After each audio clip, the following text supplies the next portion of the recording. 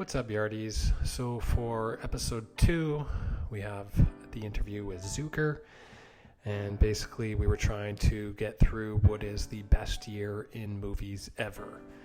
I happen to think it's 1999, which we're going to get to on our next discussion, because essentially we talked for almost 2 hours about just what he thinks is quite possibly the best year of 1994. And we also talked about many other movies and things within that realm, with always trying to bring it back to the 90s. And we definitely talked about video games and Call of Duty and stuff like that at the beginning for about the first 20 minutes or so. So yeah, this is episode 2 of the Backyard Variety Tour featuring Zuke, and we'll get right to it. Enjoy.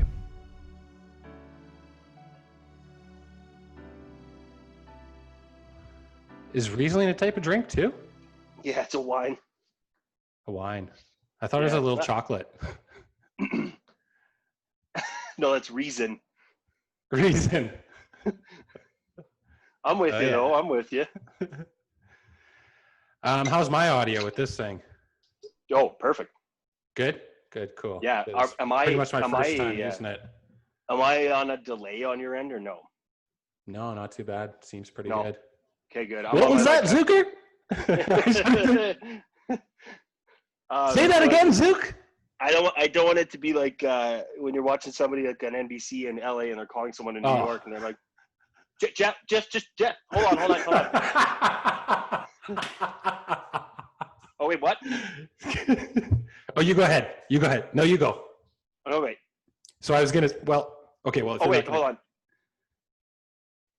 Can you hear me? Okay. Well, if. Look, if this is just not gonna work. Yeah, That's exactly it. Oh beautiful. my god. Beautiful. It's like when just after September 11th happened, CNN went to everything went Good to times. video phone. Oh my god. But CNN went to we're calling so and so Peter Berg by video phone, and it was awful. It was worse than just call them on the phone.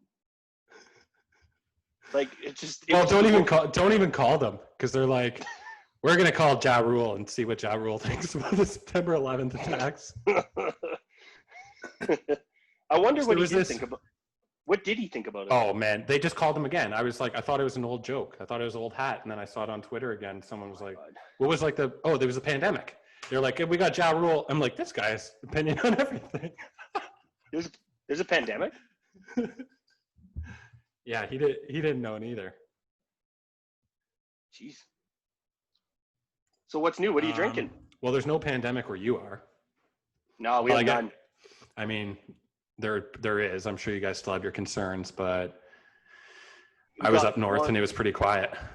We got one active case here, but as of today, their exposure was a week, and we haven't seen anything in between. So, and that was our first. That was our first new case in 2 weeks. So it's slowing down up here, but. Yeah. Still, I went out today. They made masks mandatory here, and there's still people inside the grocery store not wearing masks. But gotcha. I thought you said mass at first, so I thought maybe you're going. I was like, wow, church. Thunder Bay got hardcore and made it mandatory. you got to go to church. That's it. I know the mask, but you know what? I'm back to work. So Toronto's slow enough too. I'm back to work full time, and my job is actually out in the public, shaking and moving. So. Jeez. What were you doing up north? It's not too bad. I was scouting actually for studio space. And it gave me a good opportunity to head to the Sioux, because I had to do Sudbury and North Bay anyways. So why not, eh? Oh, it was great. It was perfect, because I hadn't been up north in forever, hadn't had anything. And with the trip to see Francis in North Bay alone was I got a backyard fire, some good barbecue, and a beach view. All in one night, pretty much. The beach was a minute walk from his place. Where are you living in Toronto now? Corktown, it's called. Oh, yeah. Yeah. So you're not downtown, but downtown. It's pretty downtown. Yeah, it's I'd say a 15-minute walk from Yonge Street to Yonge Street. Is it north? Is that north?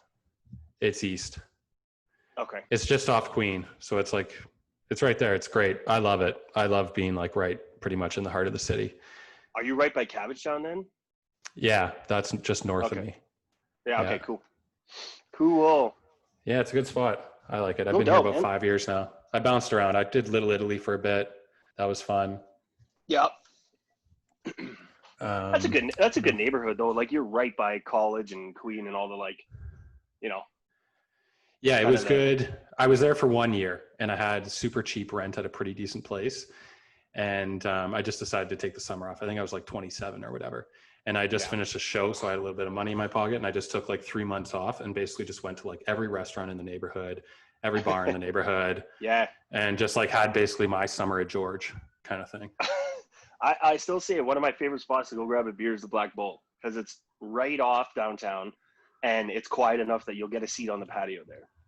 Yeah, that's definitely more downtown than Little Italy. Yeah, oh, you're in the ballpark-ish, but you're on your way to Little Italy. Let's say that. But I'll say this right now. I think my favorite part of Toronto is Bloor West, man. Yeah, my that's kind of area my brother lives. I really only venture there when I visit him. Yeah, So I don't head up that way too much. I do like it. I like all areas of Toronto. They all have their like little bits of charm and they all have their like little bits of shit too. that's true. Everything's got their little. There's some parts where I'm like, I'm never coming back here though. I'm not gonna lie. Yeah, there's definitely parts and places I avoid. I'm Pretty like, much everything in general right now. yeah, that's pretty much it. But so things have been good. Yeah, man, things have been pretty good. Good. Just starting up this little casty here. It's been so far so good. Still learning and figuring things out. I'm excited, man. Yeah, I think it's going to be pretty fun. Yeah. And yeah, I'm just looking forward to like keep doing different stuff and just growing because I have no cares about an audience really whatsoever. If people want to watch, they can watch. If they don't need to. But I mean, it's not like we're reinventing the wheel over here. Like it's very, you know what I mean? Like it's straightforward, but in the same vein, I mean, this is the stuff people want to see. Yeah. And I was kind of flirting with the idea just like during the pandemic. That's when I kind of started buying some of this stuff. And I never even listened to podcasts before the pandemic. And then I just kind of got it. I actually hated them. I was like, oh, everybody does them. They're so annoying. They're so boring or whatever. And yeah, it just, and I basically pay attention to very few. And I realized I was just more interested in having my own than watching all these. Because that's fair. The ones that I'm thinking of that like I don't like and stuff are probably like watching people play video games and stuff. And like, I don't know, like I can't, I would never do. I don't dig a lot of the Twitch stuff. Like I'm not a big fan. Yeah. Like Yeah. I'd rather listen to a podcast and then play a game myself than watch somebody play a game. Yeah, exactly.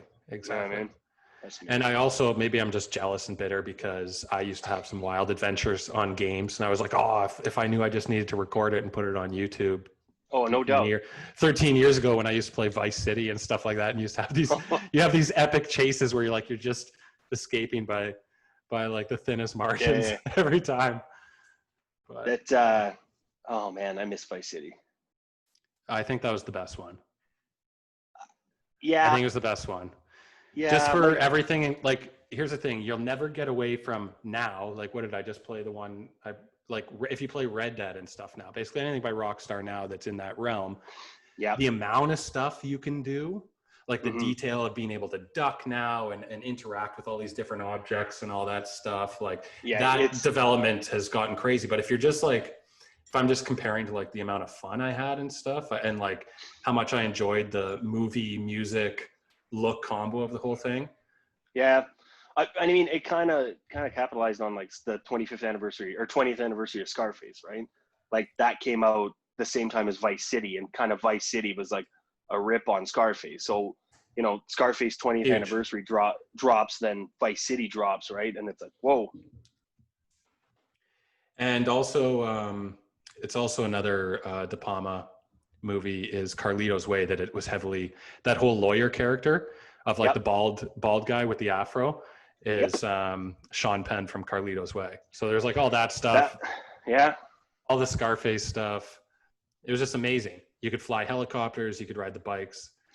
But it was such a big leap from GTA 3. That was it, right? I think that was it. It was probably the biggest leap, I think. And I know what you mean about games being like almost too complicated now, where there was a limit on what you could do with what you had, with what they had to offer, with like, like graphics and gameplay and all that kind of thing. Like you only had so much that you could put on these like CDs, right? It wasn't like today. Like honestly, I downloaded Call of Duty and it took like 17 hours to download. It was 100 and some odd gigs. And then every 3 months when it resets, or they, like a new season starts, what they have, like it's another 56 gigs, like every single time. Like the first computer I bought had 8 gigs of memory on the whole thing. Yeah. And there's quintuple that, if not, there's over 10 times that in the game I just played. Like it's crazy. Which Call of Duty did you get? The newest one, like the Modern Warfare or whatever? Is that Yeah. Or Honestly, is it Modern Warzone? no, Modern Warfare, but then Warzone came like as an attachment to it. But they've made Warzone free, so even if you didn't buy It's Call too of complicated. Duty, I tried Warzone. I hopped in. I'm like, what the hell's going on? And actually, they had Warzone for free for like 7 days during the pandemic, and I hopped right in there and I took advantage. I love that one. Like kind of, I think it was like a year ago or 2 years ago. I love that version. Warzone is very complicated, and people became really good really fast at it. Mm-hmm. And if you're not playing it a lot, you're behind the times, because people. I played it 7 days straight.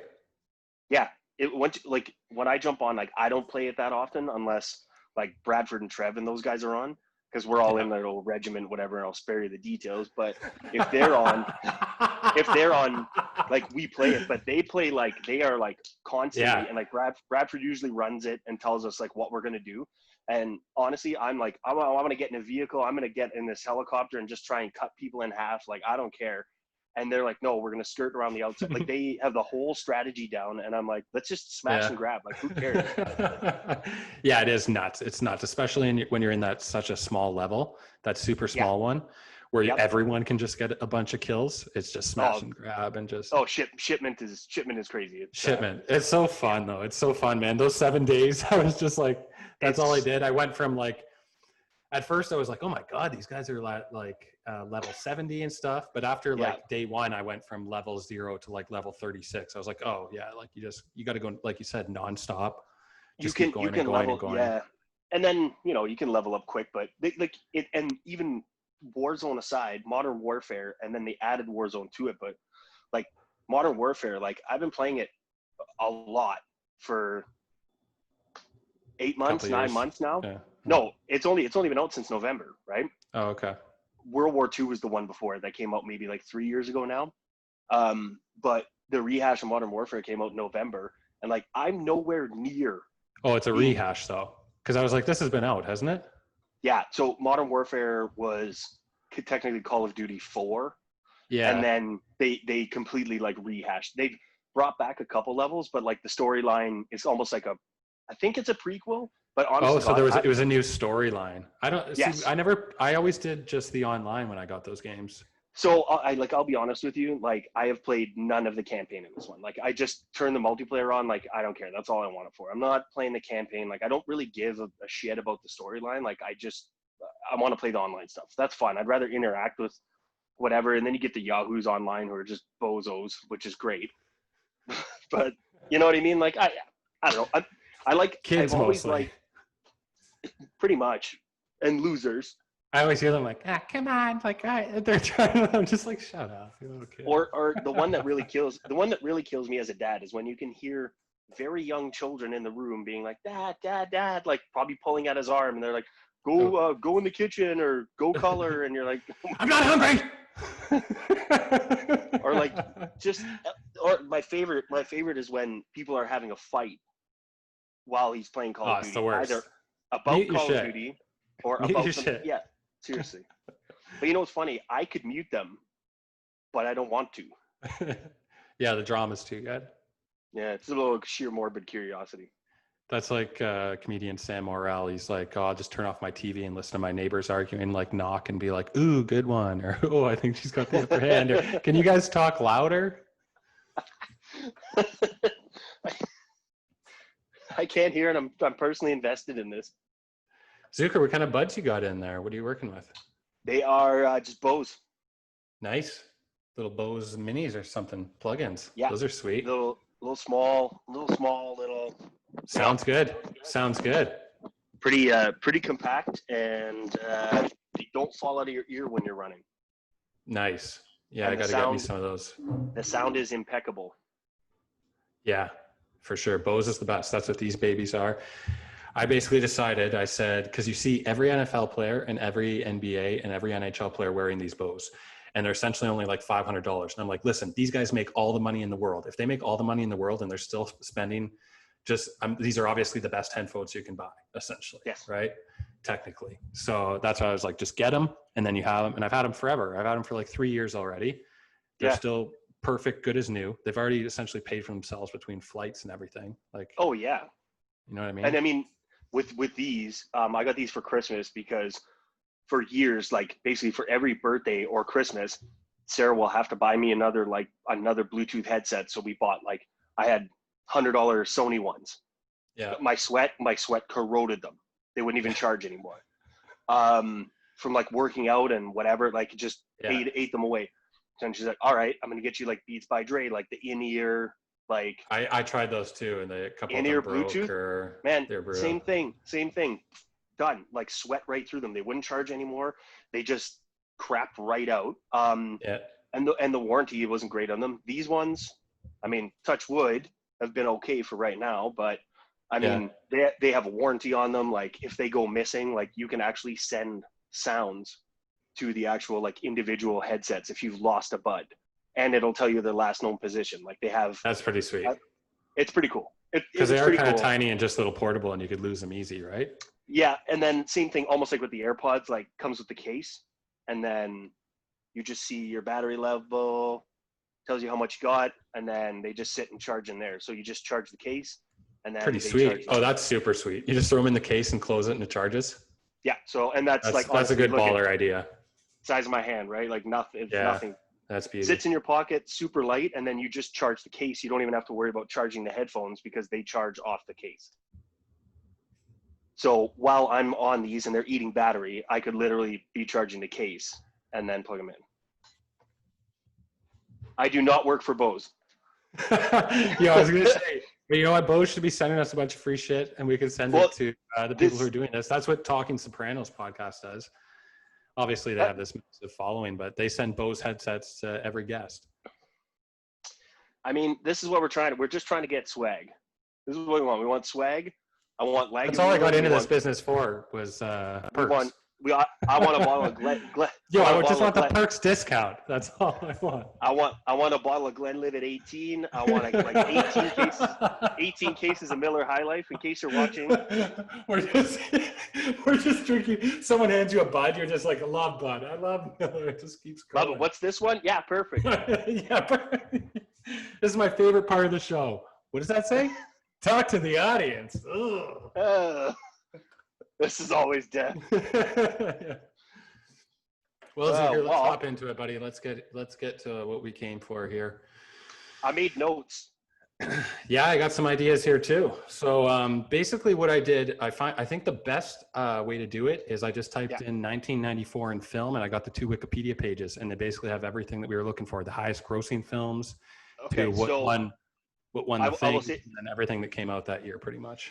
Yeah, so I kind of looked through that and then looked through another thing. I looked at the top 20 gross worldwide, because technically speaking, just for example, Forrest Gump like outperformed The Lion King domestically in the States.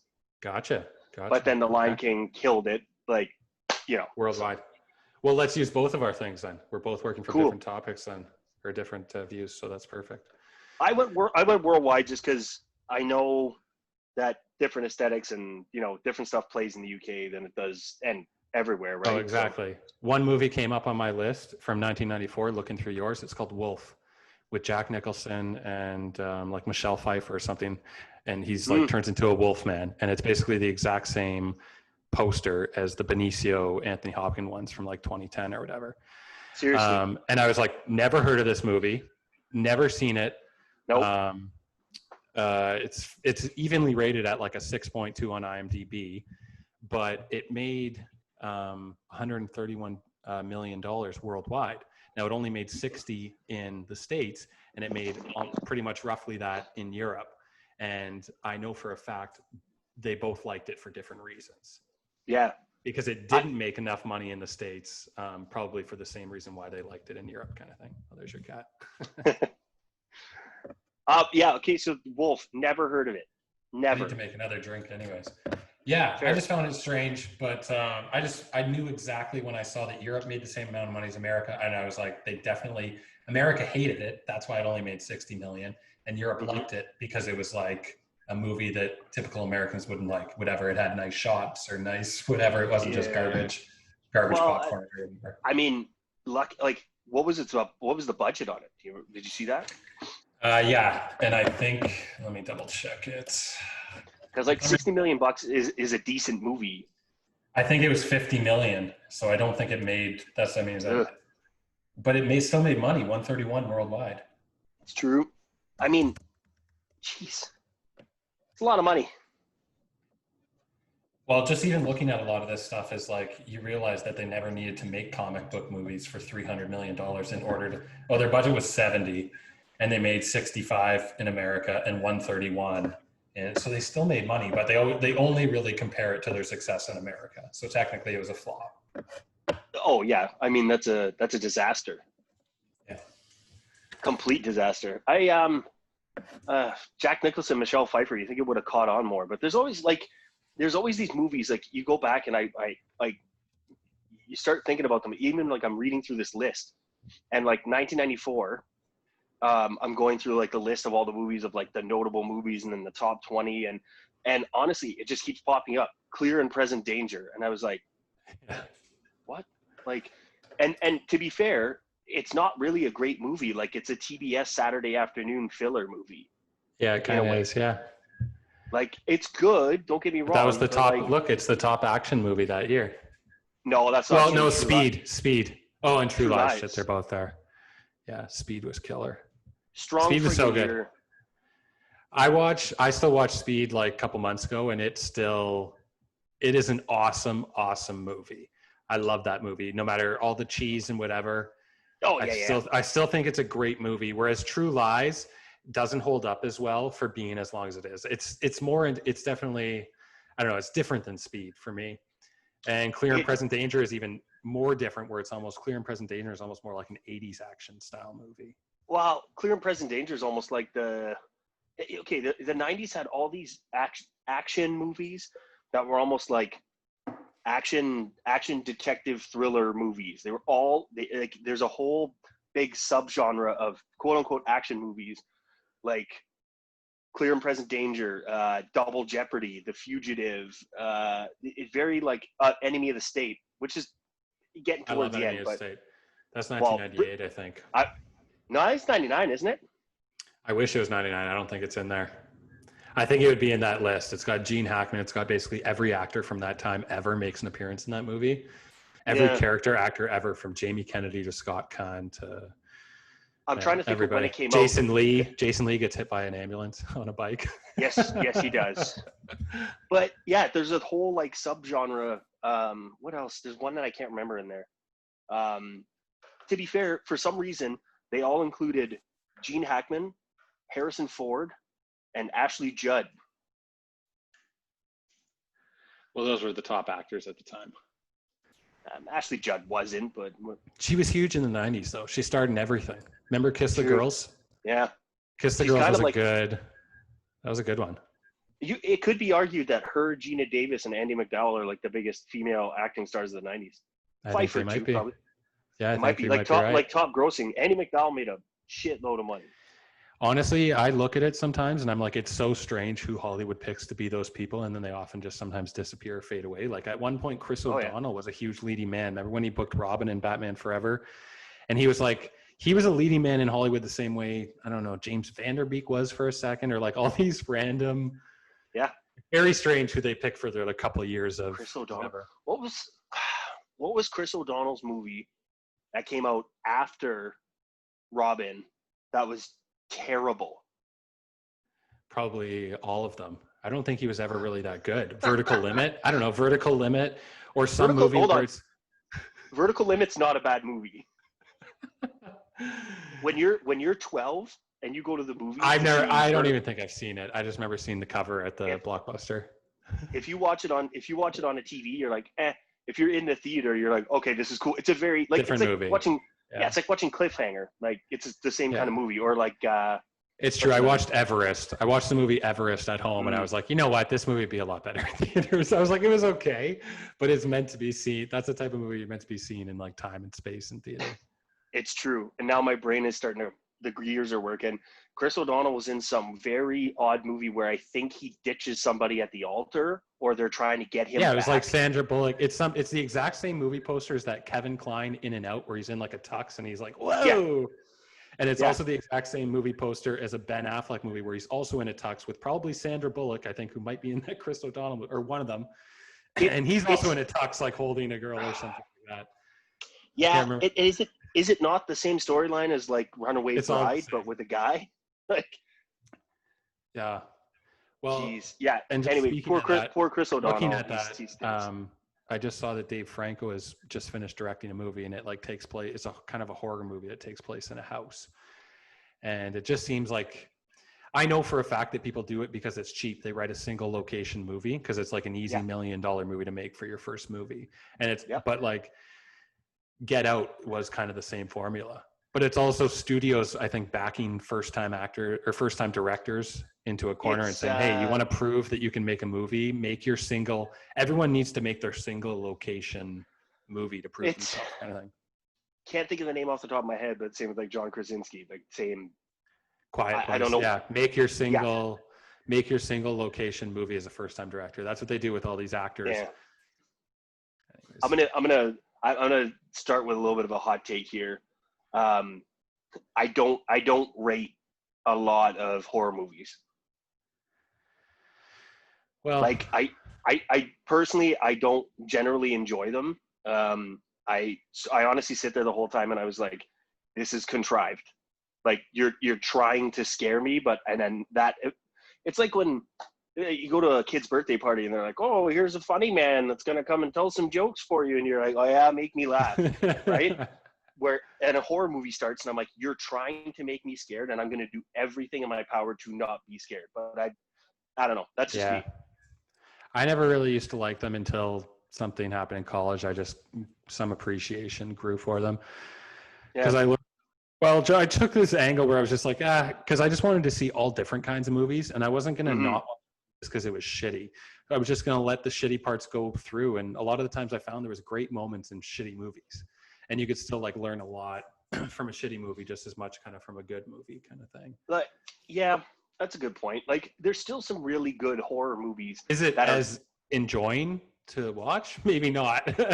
Because you're kind of sitting there like, oh fuck. Like, oh, there was something cherishable worth my time. You know? Some of them have a good story. Like if the story's good, right? If the story's good, I can kind of like wrap my head around it and then it'll be a little like, I think back like when they made kind of all those remakes early 2000s, like we kind of got like Scream and everything. And I Know What You Did Last Summer, that like exhausted the kind of like the slasher genre. Right. And then Scream was the first movie that scared me. Was it? Yeah, I don't know how old, whenever it came out, what my age would be. Yeah. 90, I think maybe 13, 99, 86, 13 or 14. That was like the first movie that scared the shit out of me. I dare say the first Scream was late 96, early 97. Oh yeah, you're right. I mean, let's be fair. After that, like you're right, 96. Anything. There's 96. Skeet Ulrich. There's another guy who was like a hot topic for a couple of years with Chill Factor. He's on Riverdale now though. So hilarious. Yeah, hey, you got to keep working. You know. I mean, to be fair, you can't be on Team Beat forever. I mean, he goes from like being on Tiger Beat, like on 17 magazine, and then goes into a relative obscurity, and then somehow is on the top teen drama show again. So I don't know, like he knows what's up. We don't. Except what's he playing on this? Is he still playing the teenage killer? Imagine. Turns out it was me. He's playing the principal now. He plays like he's on the show Riverdale's like an Archie like it's in the Archie world, like it's all the same yeah. character. Yeah. But it's all the Archie characters, right? Like Archie, Jughead, Moose, all those guys are in it. Skeet Ulrich plays Jughead's dad, but in the series, what they've done is Jughead's dad was the head of like a motorcycle gang. They're always It's trying okay. The show sucks, man. It does. It really I'd love does. to see a good Canadian mafia show done about everything that's going on in Hamilton right now with the mob, and I'd love to be involved in something like that and do it right, because there's Bad Blood sucks so bad. It's like, let's be Sons of Anarchy. Let's try and be Sons of Anarchy, Sopranos, Goodfellas, everything at once, without being anything even remotely of substance. Like Kim Kodiak is a good actor, but like I tried to watch those episodes and I was like, this is just a joke. Like it's just all over the map. The casting was terrible. They weren't casting proper people. Like, well, it's hard people to who weren't even Italian as Italians. Like it was just like these guys with hardcore Italian names, and the guy looks Irish, and I'm just like, what do you do? It was funny. I in the pandemic, GQ has put this whole YouTube series out. It's called The Breakdown. Have you watched any of it? I love watching those GQ things. I can still hear you. Just want to make a drink. No problem. So I just kind of stumbled on them, which is great because most of them, they're still putting out new ones, but there's such a backlog that there's tons that I can watch. So the one I watched the other day was Michael Francese, and he kind of ruined The Sopranos for me. And it was his line where he's sitting there talking about it, because it was basically him reviewing mob movies and saying like, how authentic is it and such and such. And his line of the only thing that really bothers me about The Sopranos is that if there was a mob boss going to see a psychiatrist, the both of them would be in a trunk by the end of the week. Yeah. Right. And I was like, guy's thing. I was like, yeah, that's a good point. Well, honestly, I don't know. And honestly, I can't believe everything that guy says. Remember, this guy used to be a crooked mafia gangster, and as much as he wants to go on about how he's reformed in the church, like these guys are professional liars, professional characteristic charisma guys who can just convince you into anything. I know. Talking. So like, I take everything that guy says with a grain of salt. Do I love hearing him speak on some things? I'm like, oh yeah, that's interesting. I've seen the docs and stuff. Good point. And I love the guy who interviews all those mob guys. I watched the Sammy Gravano thing, and after I thought about it and hearing Sammy talk, and it's almost like you never know which way to side. But in some ways, I was like, you know what? Yeah, Sammy was kind of right. Sammy, or for some things, you know, and then John was kind of right for other things. I was just like, yeah, it's all just messed up. Like they're just it's such a sick world. It's like there's just no winning really. And no, man, it's poison. The whole thing is like is poison. Yeah. It's all poison and toxic, and you can't believe, because it's always your best friend who shoots you in the head. So you can't believe anything anybody really says. No. You can't really believe any of it. And that's the great thing about Sopranos, is that David Chase said every line he wrote was intentionally to be like a lie. He's like, is this meant to be what the person's actually feeling? Mobsters never actually say what they're feeling. So they'll probably just say, what are you going to do? That's life, when they're talking about just some kid getting shot or thrown off a bridge or something like that, you know, for drug dealing. He's like, hey, what are you going to do? Hey, pass the salami. Or, you know, it's just like, do they really care? And I'm sure there was, I don't know. It's not like David Chase is just some genius. Like he is a genius, but like there's always every writer or idea comes from somewhere or something. So there's either probably a rumor, or nothing will ever ruin The Sopranos for you. Sopranos is the greatest show, that not just the greatest mob thing. It is comparable for mob things to Goodfellas, because Goodfellas was the Sopranos Bible. So it's hard to say it's better. See, we'll have to do another one on TV shows. Just on those. Or just on those. We could just we could literally break down mob movies, but I go The Wire over Sopranos. I love The Wire. Just for something, Sopranos hit home with me because it was so existential, and just for whatever reason that kind of hits home. But I love The Wire too. I love The Wire. There's no denying how great it is. I think why people kind of, when you explain The Wire, it doesn't hook people. Like it doesn't hook you like by just the description of the show. So you have to sit down and watch it. Whereas like The Sopranos, people will kind of, it hooks you a little bit more. Like you get more. It has like a glamour, some sort of glamour to it that people are just instant, because it's mob tied, and and it's got such a folklore. Whereas The Wire is just like it's really underrated for how good it is, and it just kind of sits there, and people don't really. No, and like You know? as a dialogue driven show, they both are in a way. Like they're two. And see, I love both on an equal level, but something takes The Wire higher for me. I don't know what it is, but like two like dialogue heavy driven shows. And that's all the time we have for Zuker today, everyone. We're out of time. Miller only sponsored us for 45 minutes. I'm just like, as soon as you start shitting on Spurs, I'm like, and that's all the time we have for Zuker. What are we doing? We got to get into this 99 versus 94. I mean, yeah, let's do it. Okay, go with. Would you have 99 or 94 brought up with the top grossing? I've got 94 with top grossing. We got Lion King, Forrest Gump, True Lies, The Mask, Speed, The Flintstones, Dumb and Dumber, Four Weddings and a Funeral, Interview with a Vampire, and Clear and Present Danger. I can give you a little tidbit about each one for me. Yeah. And so Lion King, I love it. I mean, I could still watch this movie today, and I still remember all the lines. It's amazing. Forrest Gump, I love it. It is kind of a Hollywood puff piece, but is a well-made Hollywood puff piece. So they use they have all the budget in the world. They're using the best songs. They've got all the best actors. Gary Sinise is amazing in it. He's probably the best part, really. And it's probably I don't want to say it, but like it has to be in the top 5 of soundtracks all time. Yeah, that's the thing is it's got a really great sound because it spans so many decades. So it's kind of easy to pick. If you have all the money in the world, it's kind of easy to pick all the best stuff. And I love Forrest Gump. Like I have it on I've written down a whole bunch of movies from this year, and I put stars beside the ones where I'm like, that is a ride or die movie, and it is. But I struggle with, is Tom Hanks the best part of it, or is it the story, or is it the soundtrack? And then I think it's a cumulative. It's everything. It's everything. I think it's everything. Yeah. Yeah. It's a movie that fills you with like spirit and fun and hope, even though there's a lot of tragedy in it. Yeah. And obviously it's a super empathetic character. And like they say, what you have to do is play someone who's, so far, removed from yourself to win the Oscar or whatever. So, but Forrest Gump, I do like how it gets hardcore sometimes, like when he's with the Black Panthers and how Jenny's all messed up. That's some pretty hardcore stuff. Sorry, but I also love at the end when she's like, his name's Forrest. He's named after his daddy. And I always wanted to be, you met another guy named Forrest? It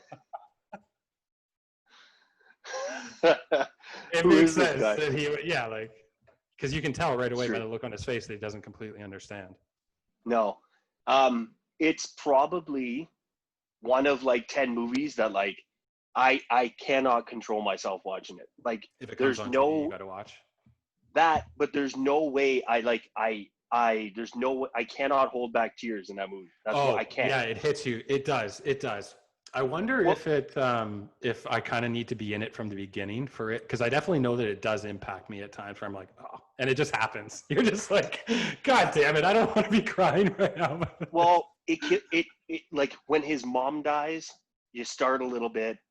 And then, like when Jenny is finally buried under the same tree that his mom, it all just hits you like an avalanche, you know what I mean? And then, yeah.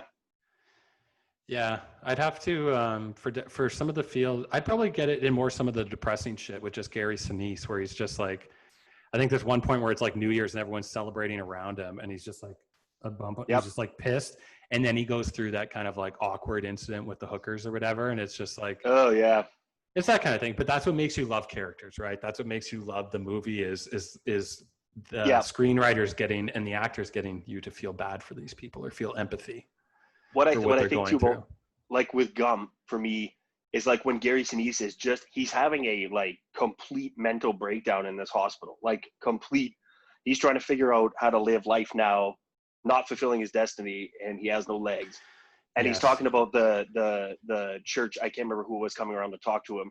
And he says that, I'll walk in the kingdom of heaven. And then he really emphasizes, he's like, did you hear what I said? Like, walk in the kingdom of heaven. And then Forrest just goes, how are you going to walk, Lieutenant Dan? You don't got no legs. And you're like, but they could, It's like, and then he's just like, I know that, Forrest. But it A just like metaphor, brother. how they can snap in and out of like the comedy, but it was funny, but then you still right away you get It's pulled back everything. in. Like Oh, it's I don't know. everything. It's a mix of emotions. That's what I mean, where it's kind of like a Hollywood puff feast, because it is such a mix of emotions that does really suck you in. But it's one of the best ones. It's one of the best, most Yep. well done ones for sure. So yeah, and I mean, I don't know if even some of these movies that I have on here, I don't even know if they're in this top 10 list. They might not. Oh, a ton of the stuff I would love from these years wouldn't even be. This is what the masses love. Flintstones. Okay, so next, so Lion King, Forrest Gump. Next was True Lies. True Lies. I love moments of True Lies. I love Bill Paxton in it. I love his scenes where he's pretending to be a spy, but he's just a used car salesman. Those are just great. Like they're just so well written. Such a skeezy character. The whole movie to me is perfect. Love it, start to finish. Start like it's a little terrorist on the nose for some of it for me. Of it I'm like, this is a little bit over the top with the rocket launchers and stuff in the city, but yeah, it's it's over the top. Like it's over the top. If you like over the top action movies, but it's also the Jamie self-aware. Lee Curtis stripping scene is like, it's also, and he's it's playing self-aware. Yeah, I mean, the whole movie is self-aware though.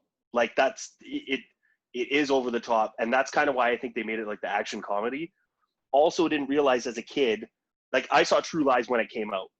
Like I don't know if I went to the theater, but like when it came out to the Blockbuster or my like corner store variety, like I remember my family renting it. But I didn't realize the whole time that on The Simpsons, when they did the critic episode, when Rainer Wolfcastle's like, my new film is a mix of action and comedy. That's the movie they're making fun of, right? Right. Oh, there's so many things that The Simpsons taught me before I knew them. Here's the thing, when it's, to be fair, I was always into movies and I watched like a ton, but until I met you in grade 10, I didn't like, you were like, here's all this stuff. And I'm like, whoa.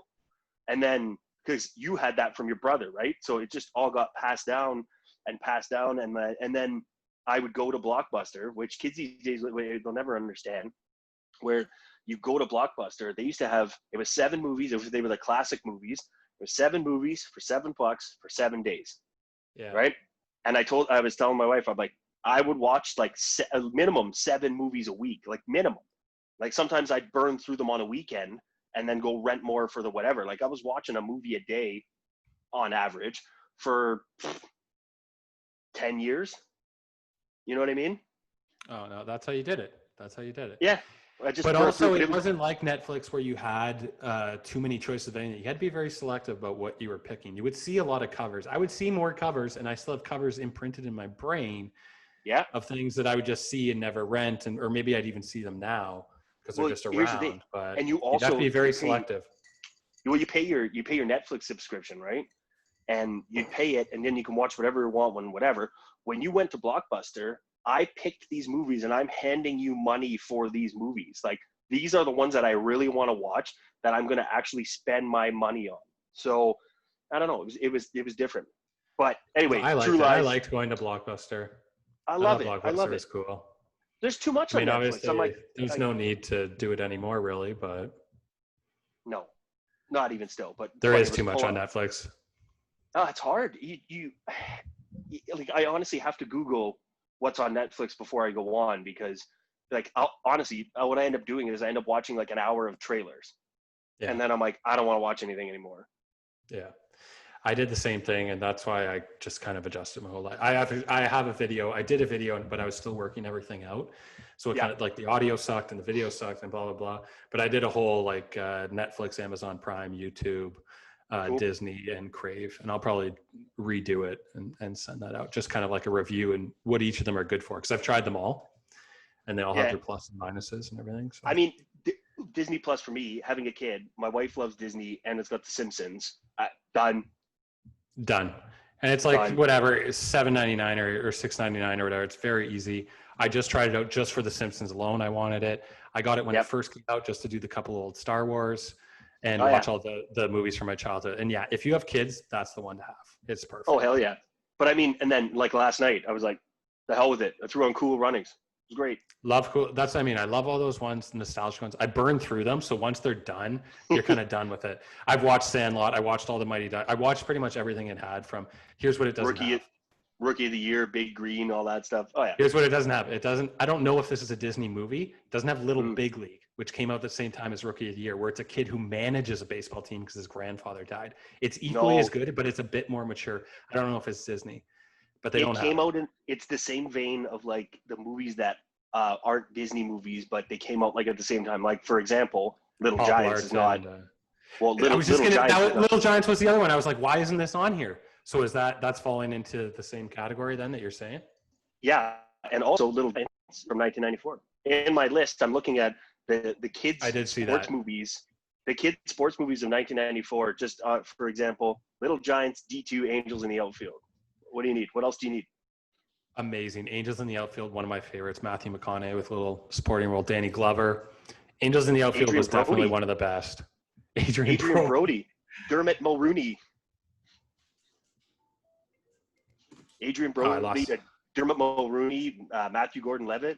Or Joseph Gordon-Levitt, sorry. So many people. Oh, right. He plays the kid. Christopher Lloyd. That's Christopher Lloyd. Yeah. That's a movie that I remember hits the feels. Can hit the feels on you sometimes. Catch you sleeping. Tony Danza? Tony Danza. But Rookie of the Year, bring on the big stinky cheese, and there was no one, is it Gary Busey? There's no one better for that Chet Stedman role. No. It was unreal. No, and I just watched it recently, to tell you the truth, like a week or whatever. One amazing scene is when the stepdad is like shitting on the little kid near the end, and the mother was upstairs the whole time and heard it. And I was like, you know what? That has happened before in real life. And that is, and it's just, she comes down and she just starts ripping on him and kicks him out of the house. And I'm like, and that's basically the start. That basically hooks you for the big feels at the end. Yep. Because at the end, that guy is such a great actor. I'm pretty sure he's a real ball player. And he's like, mommy. And he's got the bat. He's so great at playing this jerk. Yep. And then at the end, when it shows the mom and he peels back the glove, and he's like, Mom? And she's like, yeah. And the rest of the stadium is quiet and it's just them. She's like, it was me, not your dad or whatever. And it's like, oh my God. That's when you're just like, and she's like, she's like, float it. And you're just like, I'm out of here. Like, here come the waterworks. Oh man. It's, it's funny. Am I nostalgic for it because we were kids and whatever? But like, these movies don't exist anymore. No, like they're done. No, like the last one that came out was probably Like Mike with Lil Bow Wow. It was awful. Yeah, can't even. I'm sure I saw it. I remember seeing it, but like, here's the thing I noticed when I was looking at '94 though. With the kids movies, there was a huge leap in the same year because it had those wholesome kid movies like Mighty Ducks, Angels in the Outfield. What was the other one you named? Little Giants. But it also had the breakout of Jim Carrey, who put out 3 movies in 1 year that were all massive successes. The Mask, Dumb and Dumber, and what was this third one? Ace Ventura. It is literally on the top of it. Is on the top. And each of them were only made, and this proves that you don't need to make these $300 or $400 or $500 million movies to make $1 billion. They made those movies for like less than $10 million or whatever, or $10 million roughly, and made over $100 million. You could make quality movies for very little money as long as you have the right script, the right person. I'm sure. That was a huge change of like wholesome for me to becoming a more mature. Like Jim Carrey, in a sense, was a more mature than like Emilio Estevez being your guy and Charlie Conway. And you weren't looking at kids anymore. You were looking at this kind of jerk, funny man. True. It's funny because like as a kid, my parents rented movies that we probably shouldn't have watched at that age. But like, to be fair, I don't think I've seen The Mask all the way through. I'm not a big fan. Just watched it recently. It's one of the weaker ones, but it definitely has moments. But I remember renting Dumb and Dumber and Ace Ventura. Like I remember renting those like when they came out. Also, I was talking to I was talking to, I can't remember who it was. This person's like 10 years younger than us. And I was trying to explain to them that when movies used to come out in the theater, like you weren't getting that on VHS for like a year to rent. Like if you missed it in the theater, like you were not getting that for at least 9 months. It was set up that way because that was the system then. Yeah, it was. But I can remember. I remember watching Dumb and Dumber. I remember watching Ace Ventura. And to be fair, and we were talking about this too. Remember the first movie you were talking about? The first movie you ever saw in the theater? Like mine was Robin Hood, Prince of Thieves. I was 4. Talk about being scared. The first time you were scared, I was terrified in that theater. Is it the most violent movie? No, but when you're 4, you're like, those witch scenes are so creepy. And actually, there's this great Canadian actor who's Alan Rickman's buddy in the movie, who's like this amazing actor. Michael Wincott, I think is his name. He's this great actor, man. I love that guy. He's so awesome. Yeah, is he Friar Tuck? No, he's like the evil brother or something like that. I think Alan Rickman stabs him. Oh, is he that really gravelly voice? Yes, he always played that guy in every 90s movie. He was the quintessential bad guy from the 90s. Was he also in Highlander? He might have been. He's got the right look for it. He was honestly the quintessential bad guy in like I would still cast him today. I'm like, this guy's got the best look, and he's an amazing actor. You know what movie? I brought this up. You know what he's in? I'm trying to think. My brain's going again. I was trying to explain this movie to a whole bunch of people, and nobody had seen it. The Three Musketeers. I just watched it. I watched it again recently. I sent out the trailer. Movie. I loved it. I loved it as a kid. Like all of Gabriel Byrne. There's a Chris O'Donnell movie. Isn't there you go. That's it. He's D'Artagnan. Yeah. He snuck in there. How do you sneak in there? But the gravelly voiced guy is like Cardinal Richelieu's like. Yeah, he's assassin. In that. He's in that. Yeah, he's great. He's great. What a movie! It's a good movie. It's a good movie. Kiefer Sutherland, Chris O'Donnell, Oliver Platt, Tim Curry. Oh shit! Maybe I'm thinking of a different one. I'm thinking of The Man in the Iron Mask. I'm thinking of Leo and Gabriel Byrne. And oh yeah, no, it's a Disney movie. Back when Disney made movies that had swearing in them, aka Cool Runnings, which has several swears in it. Okay, Cool Runnings. When the dad opens the shirt at the end, that's your tearjerker moment right there. Yeah, that's the one to get. That's their big move. But because he's the only bad guy. Or no, well, yeah. Well, you got the German guy. Yeah, the German coach who hates John Candy. Anyone who hates John Candy, you know there's something wrong with them. Whether he's a movie character. No. The American, it's the American coach because they were on the same sled team together. The German guy, and he ruined his life, right? The German guy is the sled driver because he's like, hey Jamaica, watch out for number 13, turn scary, yeah. And then he's like, I can't remember the line that John Candy's like, well, he's one of the best drivers in the world. And the guy's like, yeah, he's also one of the biggest assholes in the world too. That's great. Yeah. That's not that bad. You know what I mean? No, I think it says asshole once and it says ass like 4 times when they're saying like, I see Friday. I mean, there's reason for it. The guy's being a jerk. Mighty Ducks, the first one says bastards in it. I didn't know that. Yeah, I remember in the beginning when Emilio pulls onto the ice and then he's talking to the kids and then he's like, yeah, our old coach used to just get all upset and be like, you little bastards. Man, those movies are so classic. What was your favorite Ducks? One or probably 2? I think 2 was mine. Just 2, yeah. Wolf Stanton and the whole Team USA, Knuckle Puck, everything. It's not as good of a movie, but it's a better sports movie than the first one. Yeah, the sports movie. The first one was like a real movie, and then we're like, "Whoa, this caught on. Let's just make a sequel and make it more fun." I was having a chat with someone the other night. We're gonna get back to '94 after this because we're all over the place, and I like it. But Rocky 4 is a better sports movie than like Rocky 1, right? It's more of a sports movie, whereas Rocky 1 is a better movie, but I like 4 more than I like 1. Right, because everyone thinks in 1 he actually won, but he lost. He loses. But in 4 he actually beats the Russian, right? Drago. Yes, and 2 is the same as 1, but he wins. And who does he beat? Mr. T or Hogan, or is that the third one? No, that's third one. He fights Thunder so Lips, who's Hogan. Yeah. Oh, so he just beat Creed in 2. Is that it? Yeah, he beats Creed in 2, and then Mr. T in 3, and then Drago in 4, and Tommy the Machine Gun in 5. Gotcha. I don't think I got to 5, but I did watch them because I rented one of those channels that had all of them. I was like, I'll just throw them on in succession and leave it as kind of background noise. Do it. 94 though, okay, where the Flintstones, I remember, and if anybody watches this on YouTube from the Sioux, remember when you used to have to go on Cheap Tuesday and you would get in that line in the movie theater and you'd be like out past the food court? Like, Oh, I remember the lines. They were huge. I, It was I huge to remember go to the doing that. movies.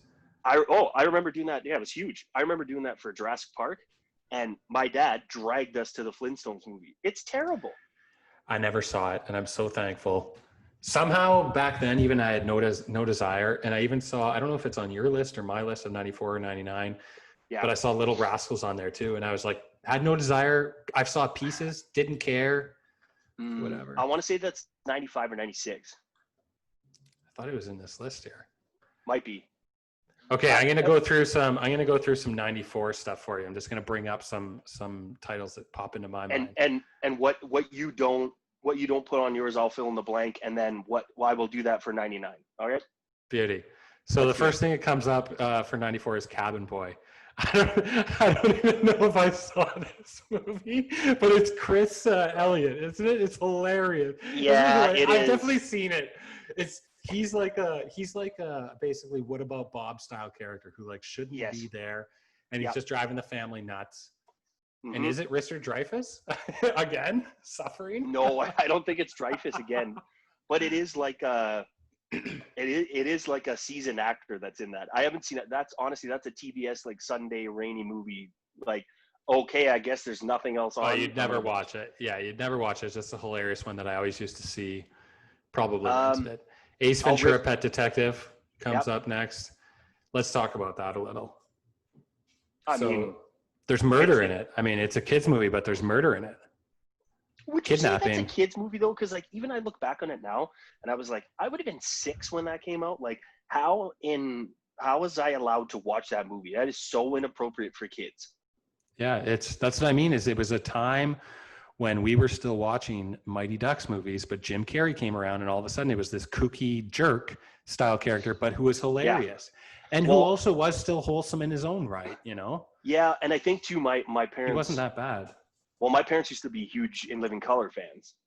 I remember that. Like, I can remember that, and then they being hyped up when he went into movies because of In Living Color. That's why we ended up watching it, right? So. I love that when the whole Black Lives Matter thing was going on, and Jim Carrey was one of the first people to speak up, and he was just like, I basically have my career in this business because Black people who had power at the time believed in me, and if it was because no one else did, and if it wasn't for them, I wouldn't be where I am today. And I'm like, that's awesome. You know, the Wayans believed in them.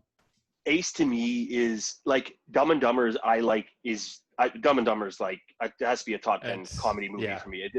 The more I watch it, the more I laugh, the more I figure out, the more Never I gets miss old. like little things. Nope.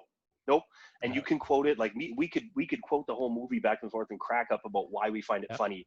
Like that could be whatever. But Ace Ventura's got this. It does have this dark side to it, but I think it's there's a transgender. It was ahead of its time. There's a transgender woman in it. Murderer. Oh yeah, true. All those references that kids would never get. No, and stuff just. Like, but you would crack up at like the scene where he's in the mental hospital and he's got the tutu on. Like, that's a sight gag, and it's a visual sight gag. I'm laughing thinking about it. Like the reverse. Let's see that. He does the whole thing in reverse. Like I can hear him. Just carrying on. Squeezing into the box, slamming his head in the fountain. Yep. The gag of the door opening and closing, but he was a good detective too. That's why you loved him, like the character. You know what I mean? Like he was a freak, but he was just a genius too. Like I think honestly, about 2 weeks ago, I came in and I slid the patio door, and I went, I have exercise. Nobody knew what I was talking about. Oh man, I did the same thing. I said it on the podcast with Dave. I dropped like a Ron Burgundy line. And everyone was just like, it was crickets. I was just like, man, Jeez. Oh man. What else? When I clean the house, I always say like, this house is clear. I say it literally, I think my head is just, there's a movie reference or a Simpsons Movies reference. Raised us. Movies and TV raised kids of that. From the 70s all the way up until basically the internet. Now the internet raises kids, but true. We essentially learned a lot from that. Oh, everything. And then the internet bridged the gap to what we didn't know that was on TV. But now you go back and you watch this old stuff. And like now the more movies you watch, you realize the entire first 10 seasons of The Simpsons are a movie, an homage to movies. Oh, cat attack. That's amazing.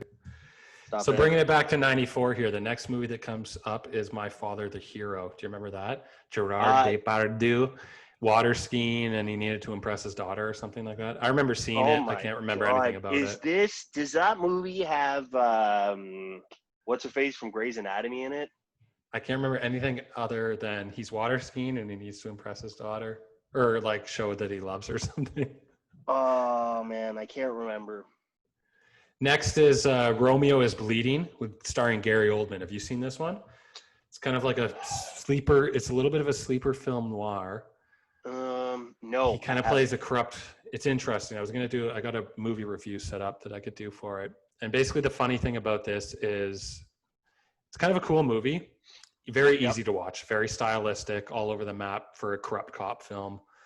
But one thing I hated about it is that, like, to try and feel empathy for the character, he breaks down crying like 5 times in the movie. And I was like, how many times is this guy going to break down? 5. The answer's 5. He's going to break down 5 times in the movie, and you're going to have to sit through it.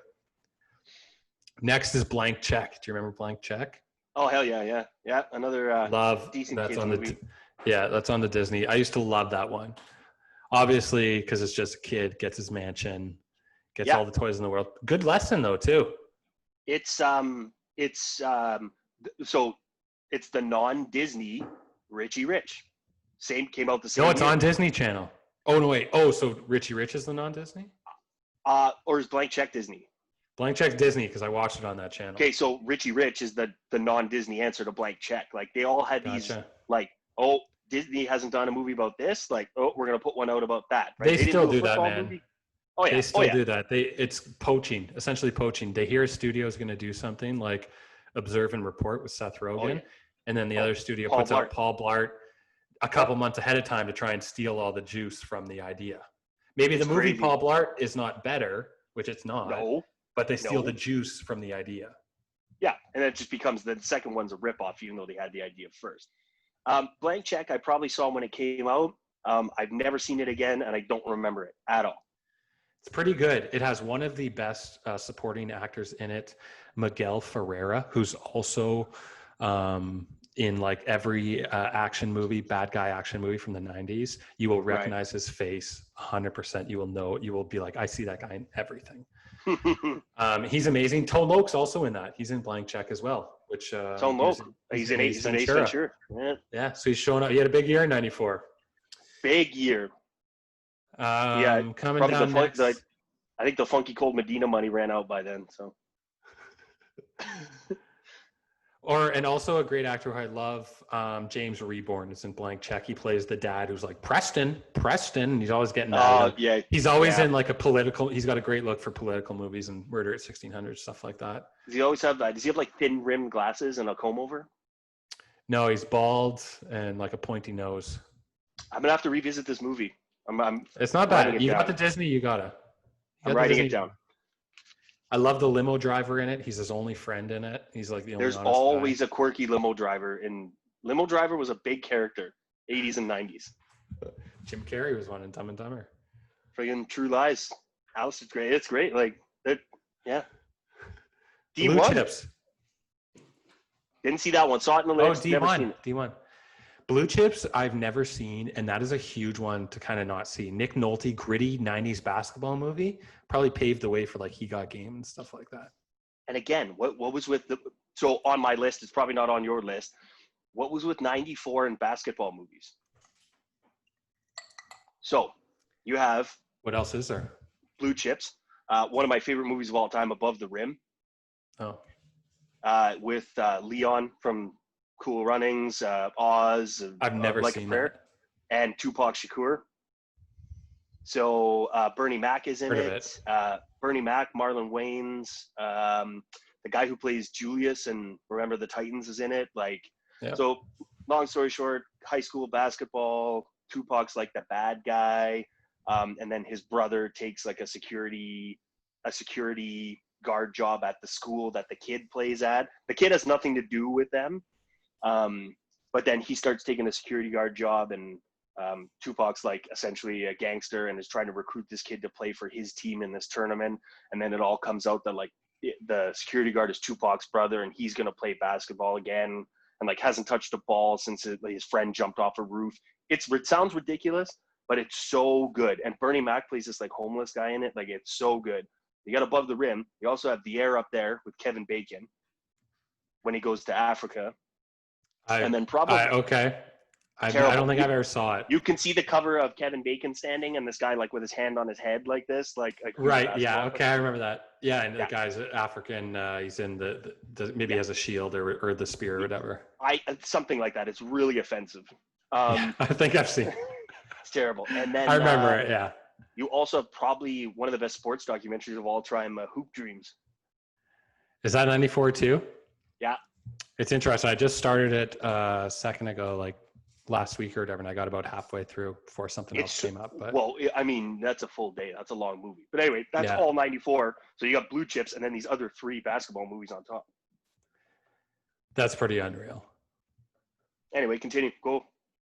Reality Bites. I think it might be Ben Stiller's first directorial. Or no, David O. Russell maybe. But Ben Stiller. I don't think I really liked Reality Bites. It was kind of chick flicky or something. Was just like I don't know. It's just like Ben Stiller and Winona Ryder and Ethan Hawke. I don't know.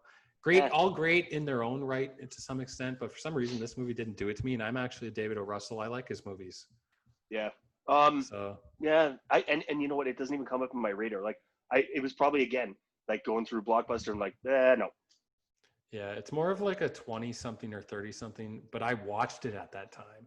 In that age, and I was just like, it didn't connect, so it didn't. No. It's not timeless. It didn't grow well. No, and it won't. And if it didn't connect, it won't connect now. Like if you had nothing then, it's really hard to, So there's a couple I'll just glaze over. I don't know if they come up for you, but 4 Weddings and a Funeral is something that I recognize. I've never seen. No, I recognize it, but I think it's a Hugh Grant movie. Is it not? Guarding Tess, I know, is with Nicolas Cage. I tried watching it. It is a made-for-TV movie, essentially. It is so horrible. I had to turn it off after like 10 or 15 minutes. I know. I think I recognize it, and it was probably on TV, like CBS, like, oh, we're putting this on instead of a ball game because it's rained out. Right? There's the Hudsucker Proxy, which I know is like popular amongst people, but it's by the Coen brothers, but I've never seen it, to tell you the truth. I was going to say... Well, I was going to say Tim Robbins, 94 was Tim Robbins' breakout year, man. The Ref with Dennis Leary, another popular. I'd like to revisit that movie just because it seems like kind of a fun movie to watch again. Family gets taken, kidnapped in the house. The hostage taking. Yeah, I can remember. So I can remember watching it when I was a kid and being like, I don't get this. It's too, not too highbrow, but the dialogue was too beyond you at the time. Well, yeah, probably. I was in the same. I was in the same boat. It was a bit too old for me. It is an older movie. It's Dennis Leary. It's Dennis Leary, but I think I had probably seen the asshole video and then saw him in this movie and was like, hey, that's the guy from the asshole song. And then you're watching it and you're like, well, this. You don't realize they're different mediums. No, not when you're a kid. See, and that's the thing. Goes over your head. Continue. Monkey Trouble. I just think that's like a movie I might have seen with that girl, and she was basically the girl that they picked for like Harriet the Spy. She was also in a movie called Andre where she was friends with a seal. I think Monkey Trouble. Store of Birch, isn't it? Maybe. Yeah, you're right about that for Monkey Trouble anyways, but I think it just feels like the same kind of movie. I want to say that in Monkey Trouble, I'm pretty sure Harvey Keitel was in that movie. It did say that he's in it. Yeah, pretty sure. I'm sure one of his proudest hours. Naked Gun 33 and a third. So this is coming near the end of Naked Gun. So they were almost done. This is the third one. This is with that's the last one, isn't it? Yeah. Who's the guy? This mother-daughter combo in this movie. The mother-daughter combo, Fred something is the bad guy's name. He's got the squinty eyes, and he was another bad guy from the 90s. And the mother was the same mother from the Goonies, the evil mother from the Goonies. She's great. I probably haven't seen 33 and a third like in 20 years, if not more. Probably the weakest one out of them, but still funny though. Still funny in its own right. It was before, like that is one trilogy that each movie was pretty funny in its own right. Like I still remember there was really a lot of funny moments in each. The Paper, this movie. Oh yeah, Above the Rim's next. The Paper is this movie with Michael Keaton. It's actually pretty good. It's like well before Spotlight, obviously, but it's not ringing the as bell. intense as Spotlight, but it's pretty good. And Yeah. it's on. You can see it on streaming services. Cool. Above the Rim comes up. D2 comes up. Here's a movie I just want to mention for a second. It's called Jimmy Hollywood. So it's a movie starring Joe Pesci, where he's wearing like a blonde wig that essentially gives him. He lives in LA, and it gives him like a mullet. And there's one scene in The Sopranos where Christopher Moltisanti is like, Jericho, this is Jericho. He's talking to his wife, Adriana. And she's like, what? He's like, Jimmy Hollywood. And so that's why I went and watched that movie. It's a Barry Levinson directed movie. But it's just it's not memorable in any way. It's not even really that good, but it's really strange to see Joe Pesci in this like California surfer dude role. It's so out of his wheelhouse. It's like Gone Fishing. What a terrible movie. It's basically like, you know what he kind of looks like is what he looked like in JFK when he was wearing like the weird eyebrows, and yeah, he kind of reminds me of that a little bit. Immediately it clicks right in, like, oh yeah. Major League 2, which, you know what, I haven't seen that in a long time, but Major League 1 I have revisited recently, and that is a good movie. It is a damn good movie. They're both pretty good. A well done movie. Yep. I think it kind of followed that same path where the second one kind of was like, holy cow, this movie did so well. Let's kind of inject a bit more fun into it, like we did with D2. Yep. With the whole wild thing and stuff. But like 1 is just like a fairly solid flick, I would say. Like just a solid sports movie. Like it's not even a gimmicky or anything. Nope.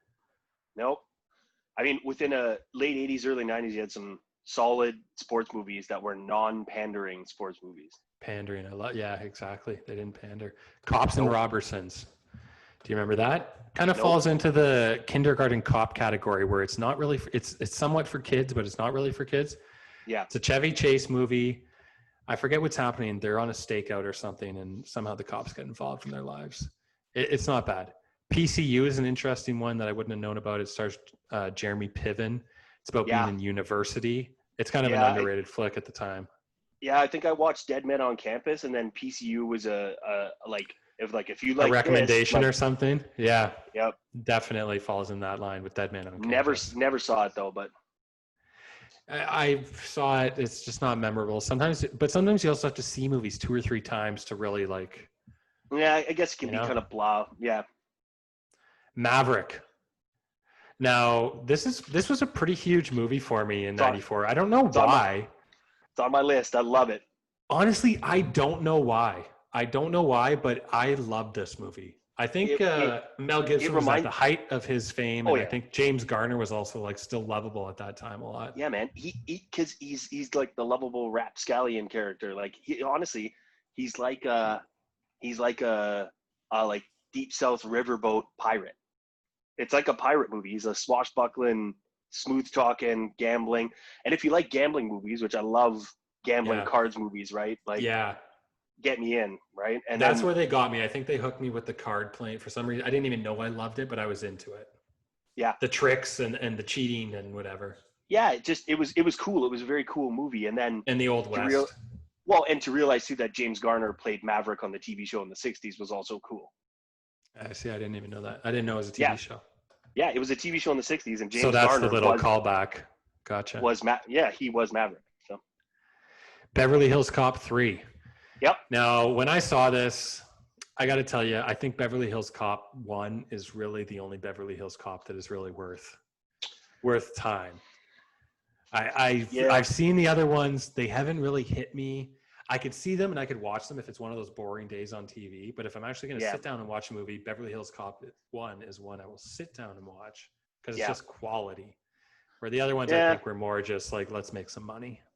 2 is still good. And we should do another series on sequels because I've got 2 categories. We talked about that, yeah. Yeah, sequels that made the franchise better and were better than the first one. And then sequels that pulled the whole franchise down. Mm-hmm. And I kind of feel like Beverly Hills Cop, like 2 and 3, pulled the franchise down. Yeah. In the same breath as like another 48 Hours. Like you did not have to do another 48 Hours movie. Right. You did not. You didn't even need to do another Stakeout. No. I think Stakeout, was it just Stakeout? It's Emilio, Richard Dreyfuss, and Rosie O'Donnell. They had two of them. Even Lethal Weapon 1 and 2 are really good, and Lethal Weapon 3 and 4, It's true. it just got worse. You're exactly right. So here's the thing. I did watch Lethal Weapon 2 recently, and Lethal Weapon 2 is a great movie. It's probably better than the first one. It is better than the first one. It is.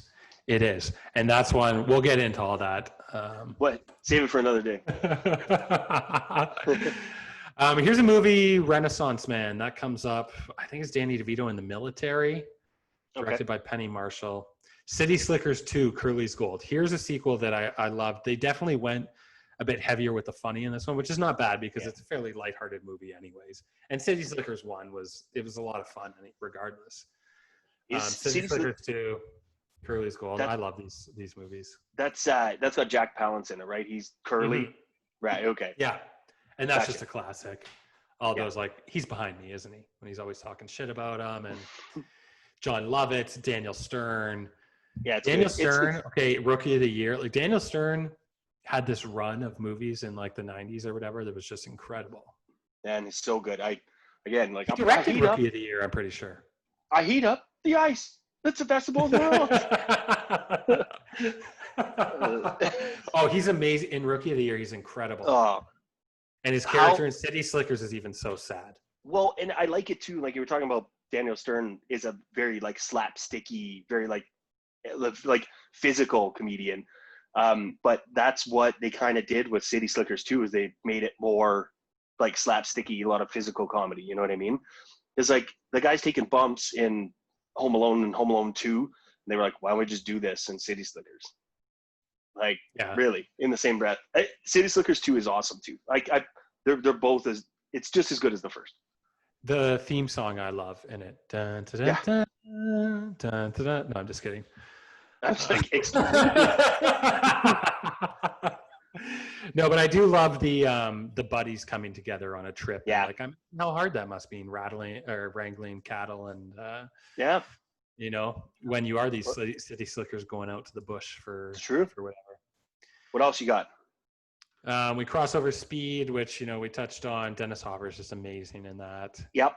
The whole trickery, everything he plays, he's just great in that, especially being an ex-cop who did like have his hand blown off or left the force or whatever. Yeah. Lion King, getting even with that. Here's another, I was looking at this one earlier. It's one that you know for sure that things are going to be okay in the end. You know that Macaulay Culkin and Ted Danson are going to figure it out in the end. So like whatever problem they're having at the beginning, where Macaulay Culkin's getting even with Ted Danson for not being there, not being around for most of his life, you know they're going to solve it. Hell yeah. And then was Wolf. Wolf came up. We talked about that. And then Little Big League from 94. And it didn't have anybody really in it other than Timothy Busfield, who was in Field of Dreams, the brother who like didn't believe. Kevin Dunn, who's in everything. I don't really see any other big names, but I do remember loving that movie. It was another same thing as a kid being able to pitch in the league. It's a kid being able to manage a team and up against all the toxic people around him. You know? Yeah, it was another one of those movies that you never you didn't run out to go get, but at the same time, like it would be the one that you watched once you've watched all the other movies. Like you've exhausted all the ones at the video store, and you're like, well, what's this one? And you know why? I think I might have just loved that because the cover. Because whatever the cover of Rookie of the Year is, you know, Little Big League's going to be a little bit similar. It's going to be a kid standing there with like the team behind him, or the white cover, or he's like throwing a ball or whatever. And you're just like, I'm hooked. I got it. You know, that's all you need. That's all you need, man. Okay, so moving on. We're into July to September now. So we're coming up to a couple things. Baby's Day Out, Blown Away, The Shadow, Forrest Gump, Angels in the Outfield. We mentioned it. Amazing. Oh, here's one. Here's an underrated one. True Lies. But here's an underrated one that I absolutely love, and it is The Client from 94. Oh, yeah. Joel Schumacher. Yeah, Schumacher, Tommy Lee Jones, Brad Renfro. This movie scared the shit out of me. The beginning, when those kids are messing with the mafia guy's car, and the mafia guy loses his shit. He was just so sweaty and gross, and they're hiding under the cliff when he's like, "You fucking kids," or whatever. I'll get you. Oh, it is amazing, that movie. It's just one of those cutthroat It's just one of those cutthroat John Grisham, like good political thrillers, you know? Yeah, man. Because John Grisham, was it The Firm the year before? I don't know if it was the year before, but he definitely did The Firm, and The Firm is one of my favorites too. The Firm I is think The just Firm was unreal. the year before. 93, Anyway, yeah. 93, yeah. Sidney Pollack, amazing. Hell yeah. I watched that movie. The theme song from The Firm is what I love. One of the most. Yeah.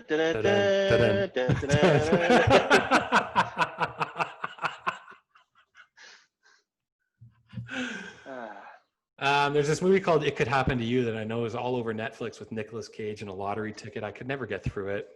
No, I think it's just a romantic comedy, blah, blah, blah. Yeah. The Mask, Clear and Present Danger. Here's an interesting one. It kind of came around the same time. It got me thinking about Jim Carrey. Airheads. It's basically the start of Adam Sandler. Got it right here.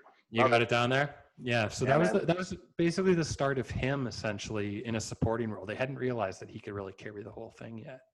No, well, who's the lead? Brendan Fraser in that movie, no? And Steve Buscemi is a supporting character. And they made him look older. I thought Buscemi was like 50 years old then. You know what I mean? Like, and it's funny, like as a huge Motorhead fan, there's the quotable line from Airheads when they're like, who would win in a fight, Lemmy or God? And one guy's like, God. And he's like, trick question, Lemmy is God. I think Michael Richards is in that movie, Christopher Guest, or no, not Christopher Guest, Michael McKean.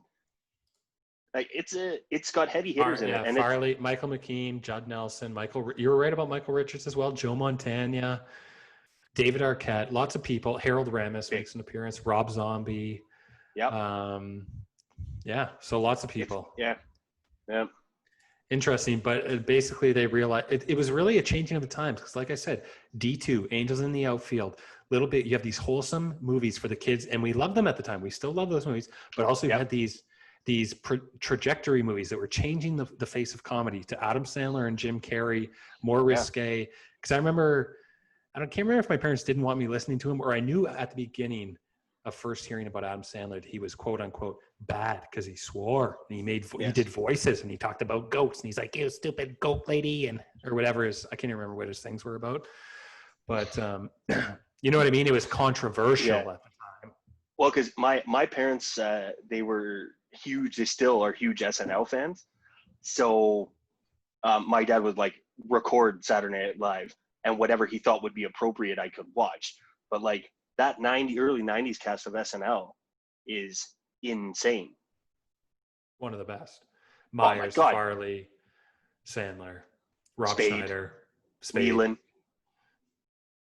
Oh, right, like Nealon. Kevin Nealon. Nealon's one of my favorites he's like the underrated of the bunch. He's one of my favorites that doesn't really get any credit. I always found this funny that him and Bob Saget are the same kind of person and do the same kind of comedy and have the like underrated craziness, and they kind of look the same and they're like the same height. It always struck me. Nealon's not as dirty. He's definitely clean, more of a clean, and Saget's definitely dirty. Bob Saget's he works so blue. It's even funny. So good. But yeah, I mean, Airheads, I guess that would have been like Sandler's, like he'd been in movies, but that would have been his coming out party. That really was. Moving on. Brendan Fraser was coming off Encino Man, I believe. Oh, he's another one that's just an up and down of like, it's so strange that Hollywood chose that guy to be the guy. We're going to throw this in there ahead. I might jump ahead here, but like, you know, you talk about he's in Airheads and Encino Man and all these like whatever. Then in 99, he does Blast from the Past, which is an underrated movie. And then does The Mummy, which is like one of the biggest grossing effing movies of that year. Whether you like it or not, it was a huge success. Oh, I remember as a kid being like, that's cool. Like, that is a cool movie. And now you watch it and you're like, that's not a good movie. It's terrible. I love how you did that all in the same vein there. Okay, so we got... we have an interesting one here that I need to look in further called Adventures of Priscilla, Queen of the Desert, which is a Terrence Stamp's in it. I have a feeling this is like a super heavy movie that possibly got overlooked. So this is the only reason I know this movie. Here's another weird reference. Did you watch the Drew Carey show? Bits. Okay, do you remember that? Do you remember them doing that on the Drew Carey show? No. Okay. Do you remember in the Drew Carey show when the episode when they go to the movies to go watch the Rocky Horror Picture Show? No. So anyway, they go to watch the Rocky Horror Picture Show, and it's like Drew and Lewis and Oswald and Kate, and they're all dressed up in like Rocky Horror stuff. But turns out that night it's Priscilla, Queen of the Desert playing, and like Mimi and Mr. Oh, Wick. Mimi. Oh my God, So Mr. Wick. Jeez. So essentially, what Priscilla, Queen of the Desert is I believe it's got Guy Pearce and I can't remember who else, but they're traveling through the outback in Australia. But it's another cult movie, and the song from it is that "Shake Your Groove Thing, Shake Your Groove Thing." Yeah, Really yeah. strange. So strange. There's your bring it all Interesting. together. Nice one, Zuker. Going through is more of that. Let's see if it's Thora Birch again in Andre. No, that's the Seal movie. Blank Man. Remember that with Damon Wayans? Do you remember the cover at least, where he's like, he's like falling from the sky? I don't think I ever saw it, but he's like maybe rubbery. No, not a big fan of any Damon Wayans movie. Not gonna lie. Even Major Payne. Major Payne was probably the one that I liked the best. I don't even remember it. Camp Nowhere. Here's an interesting one. Camp Nowhere. Oh, yeah. Christopher Lloyd. Yeah. I can't remember if this was a good movie or not, but I think I just like this one because it projected rebelliousness of teenage life, and I don't even really know. And I was seeing it at that time where I needed to be exposed to that type of stuff. Is it a Disney movie? I don't think it is. Okay, so then Disney's response was Heavyweights. They do a camp movie. We do a camp movie. 100%. And Heavyweights is really good. Ben Stiller does his early, basically what he took to Dodgeball. The character that he created for Dodgeball, that was an early interpretation of that. Yes. I'll be back in 1 second. I'll keep going. So, Natural Born Killers. So this one was interesting to me. Oliver Stone, I think, is one of the coolest directors that we've been able to experience, just because every movie he does is, other than the ones that are super recent, like, Snowden and stuff aren't as good as the stuff that he used to do back in, say, the 70s, 80s, and 90s. And he used to be a writer too. Natural Born Killers is interesting, especially being for 94. It took a lot of chances. They did a lot of like cut whatever, like choppy editing. Oh, you're muted, Zuker. Did a lot of choppy editing. Yeah. I had Natural Born Killers on my list too. Another movie that I don't really like. Me too. I don't really like it, but I respect it.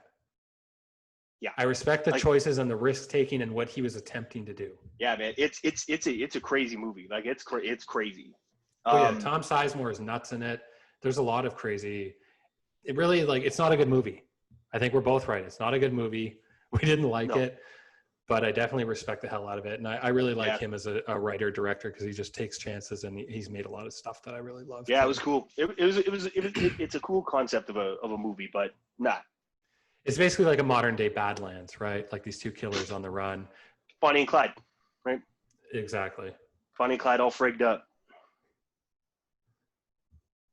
There's a movie I tried to watch here called Quiz Show with is it with Robert Redford? No, Redford. Redford directed, Quiz Show. Yeah, love it. I haven't seen it, man. You seen it? Great movie. Yeah, it's good. It's about the 21 questions, like 50s quiz show scandal.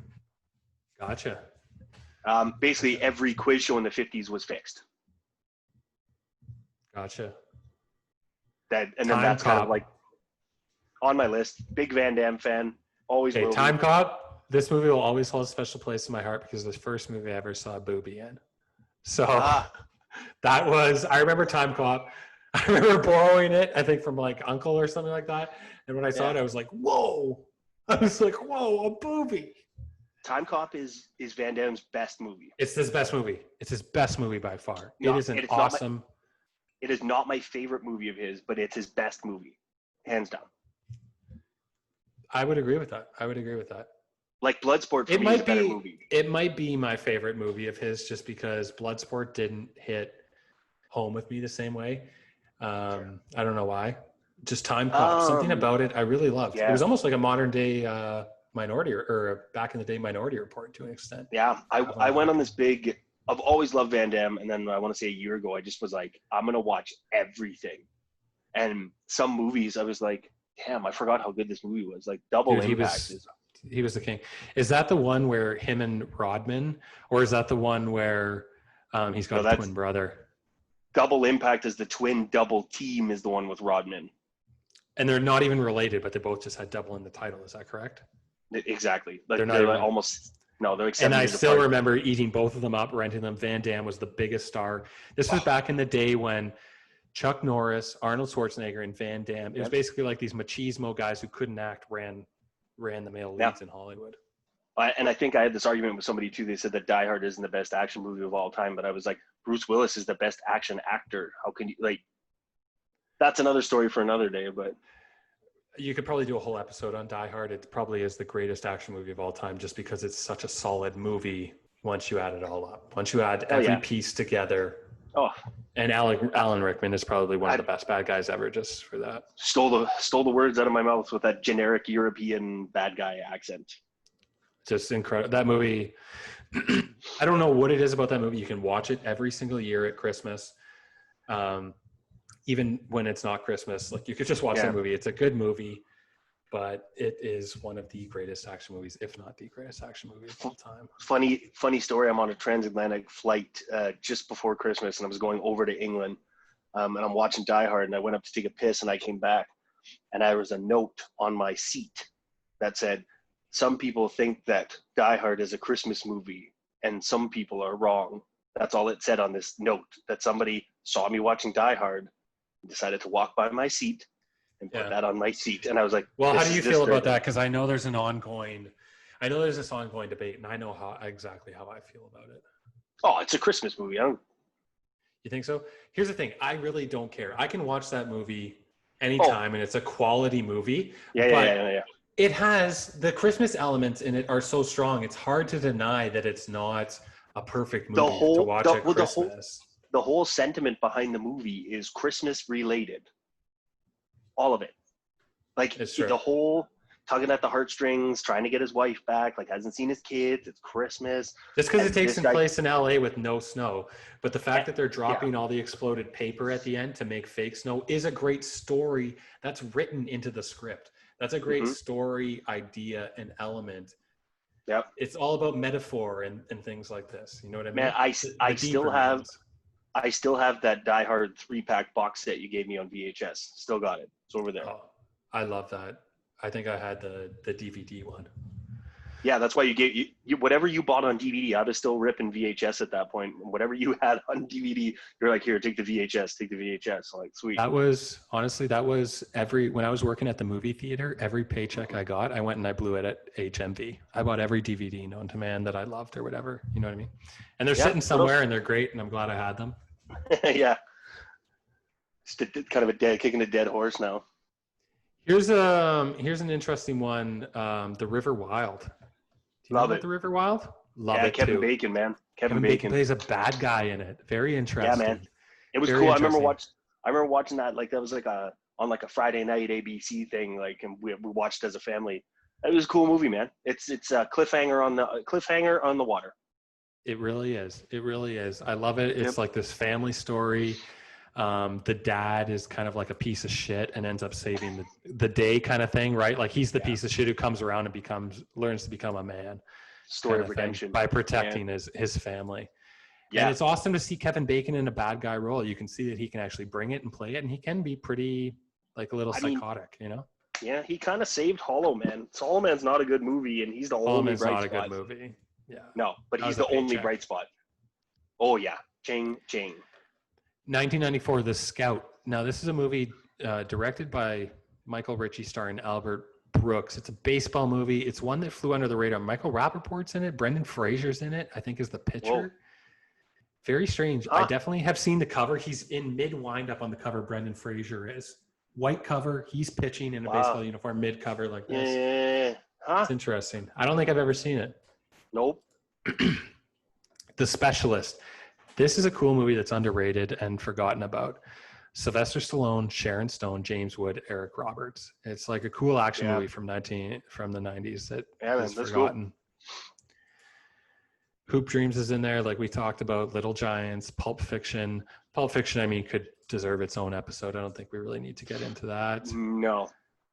Here's one that's interesting for me from 94 that, because I don't 100%, I really love a lot of movies from 94, but I don't know if it necessarily like changed the trajectory of film altogether. But here's one film that when I saw it, I was like, this possibly changed the trajectory of film in this year, and that's Clerks with Oh yeah, Kevin I got it. Smith. Oh yeah. I'm sure you wrote that one down. So. Oh, I did, absolutely. It's the start of the View Askew universe, man. It's the start of the View Askew universe, but also movies that were made like this had never been so successful ever before. No.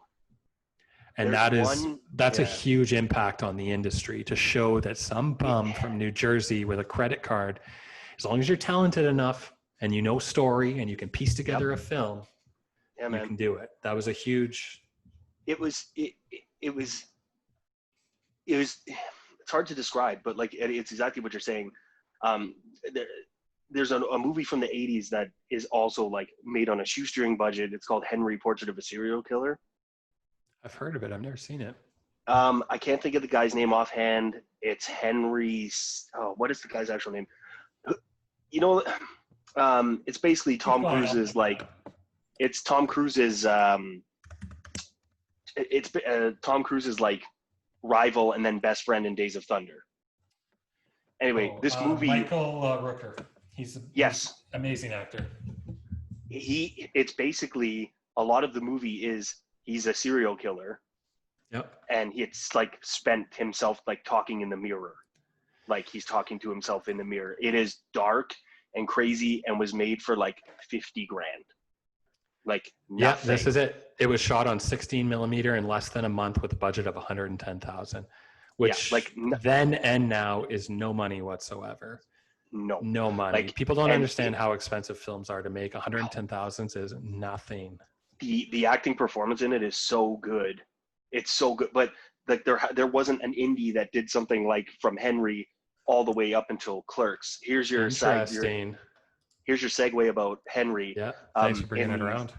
No problem. In the Simpsons episode when Homer peels the gummy Venus de Milo, the made-for-TV movie that they made for him is Homer, Portrait of an Ass Grabber. Gotcha.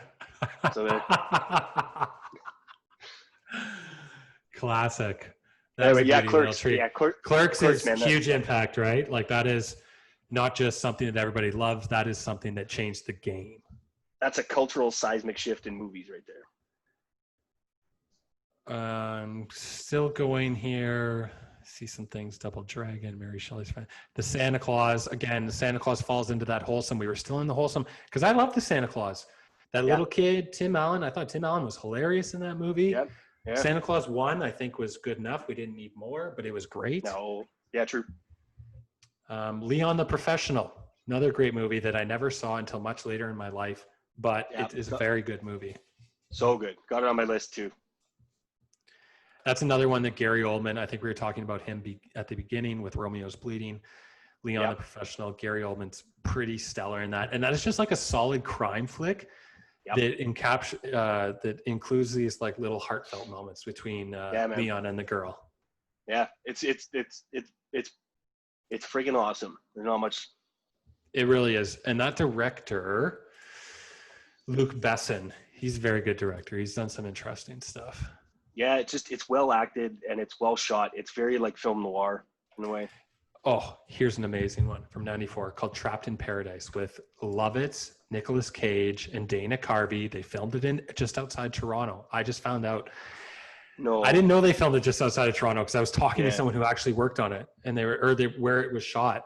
And I was like, Trapped in Paradise? I love that movie. They're like, it makes sense. It's an easy winter movie to shoot in Canada for the cheap near Toronto. Yeah. And that's where these bank robbers, I'm sure you know it, where they go to rob a bank in a small town. Yeah. Something happens that they can't do it, and then they fall in love with the town, and the town falls in love with them, and they can't rob the bank. Blah blah blah blah. But it's a pretty solid movie. I remember watching that movie, and I think I can remember renting it at that point. It's pretty wholesome, and all the characters, like all the main characters, right? Yeah. It has a very similar vibe to the small town of what's that repeat movie with Bill Murray, Groundhog Day. You have many of these types of small town characters that they're meeting throughout it. Yep. Here's an interesting one from '94 that it's so crazy to know that all these movies came out in the same year because they've impacted me at different levels. Yep. All of them. Drop Zone. I remember Yep. loving Drop Zone with Wesley I Snipes remember when it that came movie. out. Yeah. That I was like a top notch. Yeah. Big Snipes fan. Like he could do no wrong until he did all the tax evasion stuff. Mm-hmm. But Yeah, like he was on solid, top. solid from He was right up there with Van Damme and all those guys. Same level. I mean, he was in Major League. Yes, that was his first big role, actually. And then you got White Man Can't Jump. Awesome movie. Yeah. And then sprinkle all the other ones in, and then you get Blade 10 years after White Men Can't Jump, right? Like it's true. And The Art of War got snuck in there somewhere. I used to love that movie. Yes, it did. Yeah, man. Dumb and Dumber. We talked about that. Legend of the Fall. I tried to watch it. I don't know. Is it on your list? That is also a tearjerker for me. Is it? On my list, one of the best shot movies of all time. Best shot. Interesting. I'm pretty sure it won the Academy Award for cinematography. Here's one, Mixed Nuts. I think this starred Steve Martin. I just remember he's wearing the Santa hat on the cover. I don't really remember liking it. I saw it. It wasn't good. It was like a family drama or something. Richie Rich comes up. Little Women comes up. I know Little Women was huge for girls at the time. Yeah. Like that is definitely the movie that impacted women that year, because I know every girl. It's Little Women, and there's another movie where it was like four girls as best friends. It was a bit more modern touch. It was like Christina Ricci. Now and Then. And that was like the modern Little Women for girls. Wait, my like Sarah has it upstairs. Like she loves it. Exactly. Every girl Sarah's age and like our age. Yeah. Now and it's a good movie. And it's a good movie. Soundtrack wise, awesome. Nice. Check it out. Street Fighter, The Jungle Book. That's kind of it. That's kind of it for '94. I think we covered a lot of stuff. You know what's going to be good? What's up? Is this is going to be a 2-parter episode? I think so, because we're already at like an hour and something here for part one for '94. There's a couple you missed. We didn't kind of go through Interview with the Vampire. Okay, here's my problem with Interview with the Vampire. I've tried to watch this multiple times. Yeah. I can't get through this movie. What is the problem? It drones. It is a droning, like, freight train moving at like 2 miles an hour, and you're like, I really want to like this, and it's got some stuff that I like, but like, do more vampire stuff. Or anything. I don't know, because I don't even like vampire stuff, so I'm just trying to get anything out of it. And I can't, and I'm like, it's got Tom Cruise, Brad Pitt, Kirsten Dunst. Doesn't De Palma direct it? Yes. So it's just, it's mind-boggling to me that I can't get through it. I've tried so many times to get through it, and I can't. It could be done. And it's on the worldwide gross, 223 million that year, number 9, top 10 that year. It was huge, and I sit there and I'm like, I don't get it. What else do we miss here? We got Ed Wood. I didn't bring it up because I haven't seen it. Now, that is a black and white Johnny Depp movie about him directing movies in, what, the 30s? Or give me a little rundown. It's a Tim Burton movie about Ed Wood, the director. Ed Wood directed the shittiest movie of all time, Plan 9 from Outer Space. Okay. Bela Lugosi died during the filming of it, and we're talking like 1959. Really? And the person they got to what is Bela Lugosi famous for? Do you know? Oh, he was the Mummy. He was a horror actor in the 30s, 20s, and 30s. See, like the name, I'm still unclear about some of these things. I've heard the name forever. That visual of the old school mummy, the black and white horror mummy, that's Bela Lugosi. And I believe he played Dracula at some point too. But he died during the production of that movie. And the guy they got to replace Bela Lugosi was like 6 inches taller than him and probably had 100 pounds on him. There's this clear like, whoa. It's so bad, but I love in those shitty David Arquette movies that you can tell they did reshoots because his haircut is totally different. Or Luke Wilson. It's always in the Luke Wilson or David Arquette movies. Yeah. Their hair is it cuts from like long hair from the reshoots to short hair. Well, Ed Wood's good. You'll enjoy it. It's a good movie. It's a movie person's movie. Little Odessa was on my list as well too. Okay, I want to see that. Explain. I've heard of that. Explain a bit more about it. I haven't seen it for a long time. It's essentially that's another Gary Oldman movie where it's two brothers and they're both Jewish because Little Odessa is the one of the like Jewish enclaves in New York City. Oh, see, I was expecting a Texas movie or something. No, Odessa's a part of Russia, southern part, or no, sorry, it's part of southern Ukraine. So you get a lot of like Ashkenazi Jews that emigrated to New York City. So it's just one of them is a lawyer and one is a corrupt gangster of the two brothers, and then it's how it's like intermingled into like the Jewish culture and fabric of like New York. It's cool. That's your background, isn't it? A little bit. What's that? Is how close is Croatia and Ukraine? Pretty close. Yeah. Like pretty close. Like in terms of culture and stuff like that, it's none of them are the same, but it's all Eastern Europe, right? It's all pretty close. I mean, I'm half Croatian, so. What else we got? You On Deadly Ground, another movie that's in there. Okay, tried to watch this again because I know I used to love. Here's another guy, Steven Seagal, who fits right in with the Van Damme, Wesley Snipes, was on top of the world, and it could just show you how being a dick, how you can just fall from grace. But he's still making movies like. Yeah. It's crazy that you can still be a dick and still be making these movies and get. He lives in Russia, high off the hog. It's ridiculous. And he used to be a cop like Shaq or something too. So yeah, he's an actual police officer, and he just wears like imperial Japanese clothing, and he lives in Russia. However, he did make some solid flicks in the 90s with like Under Siege and Under Siege 2 on the train. Hilarious movies. Those ones. On Deadly Ground was super brutal though. Like I couldn't really get through it. It was almost like a made-for-TV shitty movie that had this wide release. But, and this is where I was going to tie it into like Van Damme. I liked all that stuff. So if it was bad, I didn't care. Like gobbled it all up, like everything. You know, I just. Well, at the time we didn't know. No, I were liking it for different reasons rather than cohesiveness and well made. Yeah. I didn't care. Like Street Fighter, go back to Street Fighter. Street Fighter's awful. That's a terrible movie. Yeah. But I played Street Fighter as a kid, and whenever there's a Street Fighter movie, like get me to that theater right now. Oddly enough, I played Street Fighter as a kid, but I never saw the movie, I don't think. Yeah, it's not great. And the last one that I don't know if you included was The Crow. I didn't include it because also that's another one that I haven't really seen.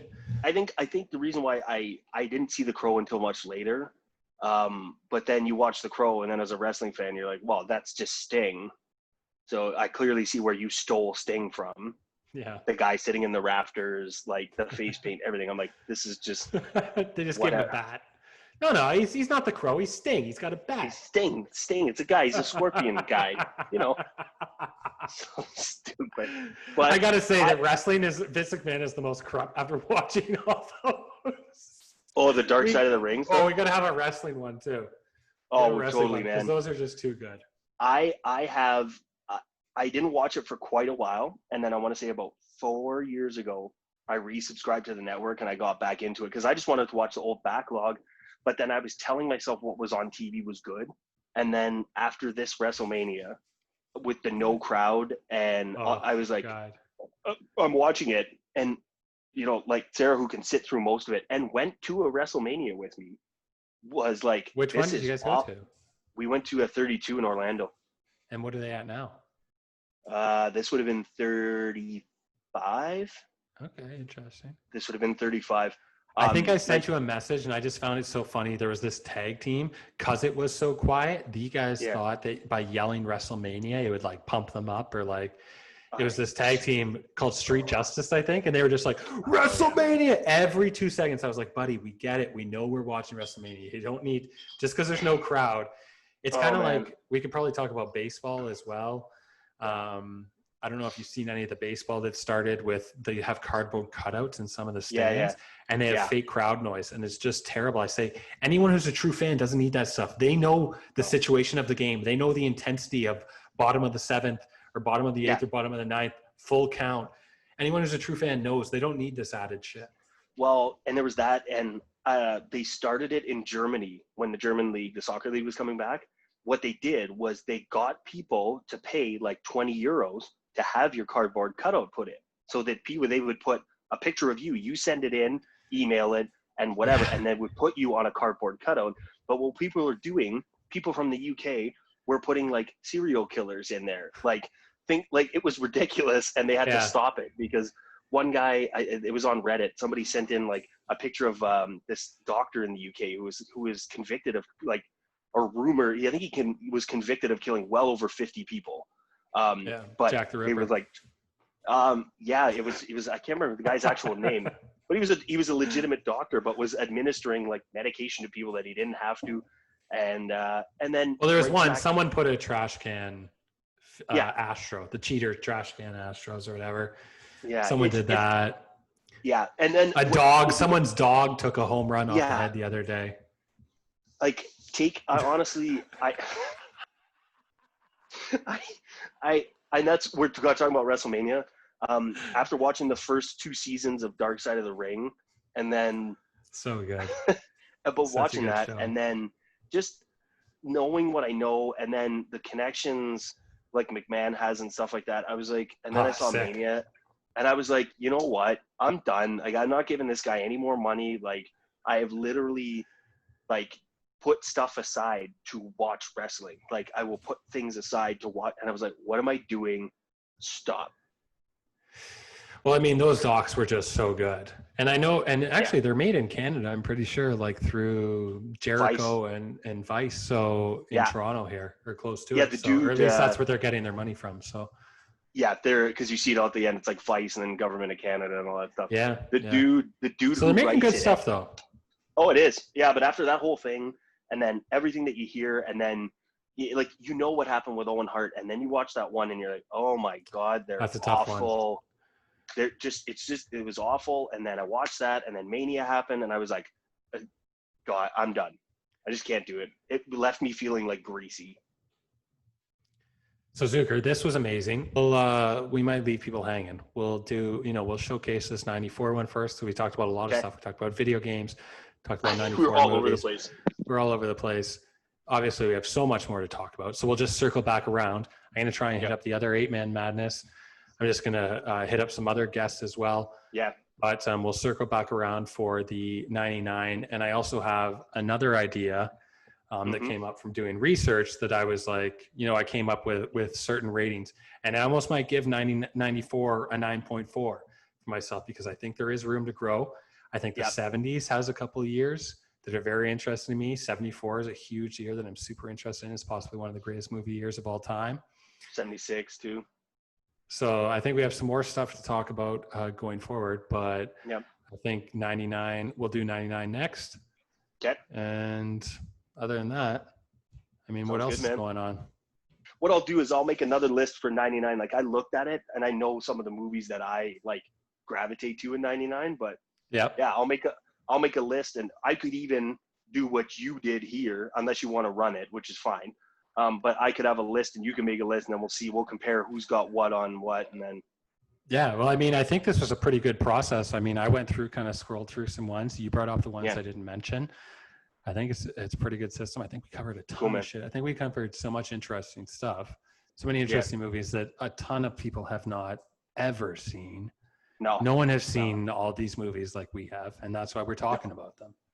True. So, like the Hudsucker Proxy. I'm glad you brought it. Like, it's so good.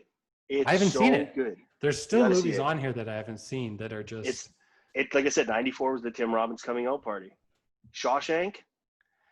It was. Did we even cover Shawshank? We didn't even talk about Shawshank, and it was in there. It was in there. I mean. And that is one. Here's one interesting thing that I love about Shawshank is Frank Darabont. If you listen to the commentary, he's like, all I was doing was watching Goodfellas for like as much as I could leading up to that. Because he's like, all I wanted it to do was be those prison scenes in Goodfellas, except I wanted it to be the whole movie. When I heard him say that, I was like, yes, that makes so much sense, because these characters are that. You really feel like they really have grown together and they are friends and you know them, right?